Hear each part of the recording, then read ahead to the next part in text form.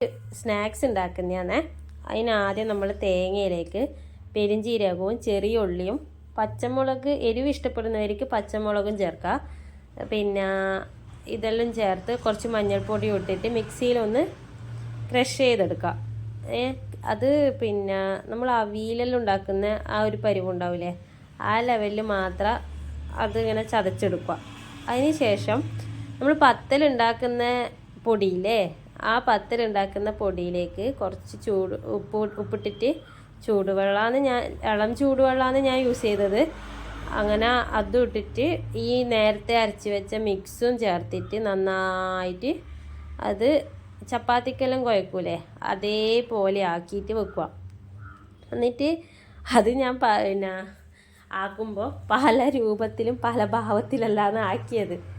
അത് എങ്ങനെയാണ് നമ്മളെ കുട്ടികൾക്ക് ഇഷ്ടം, ഏത് ഷേപ്പിലും നോക്കാം. ഞാനിങ്ങനെയെല്ലാം ആക്കി ഇതുപോലെ കണ്ട, ഒന്ന് പരത്തിയിട്ടും ഒന്ന് ഉരുട്ടിയിട്ടും ഒന്ന് കിടത്തിയിട്ടും എന്നെല്ലാം പറഞ്ഞ പോലെ പല പല വിധത്തിലാക്കി.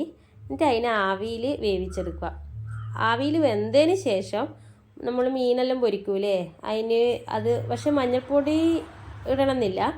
മുളക് പൊടിയും ഉപ്പും കുറച്ച് വിനേഗറും കൂടിയിട്ട് നന്നായിട്ട് മിക്സ് ചെയ്യുക. കുറച്ച് വെള്ളം ഒഴിച്ചിട്ട് നല്ലോണം അത് മിക്സ് ചെയ്തതിന് ശേഷം ആ നേരത്തെ ആക്കി വെച്ച സംഭവമില്ലേ, അത് കുറച്ച് തണിഞ്ഞിട്ടാകുമ്പം അത് പിന്നെ ഇങ്ങനെ മിക്സ് ചെയ്ത് വെക്കണ്ടേ കേട്ടോ.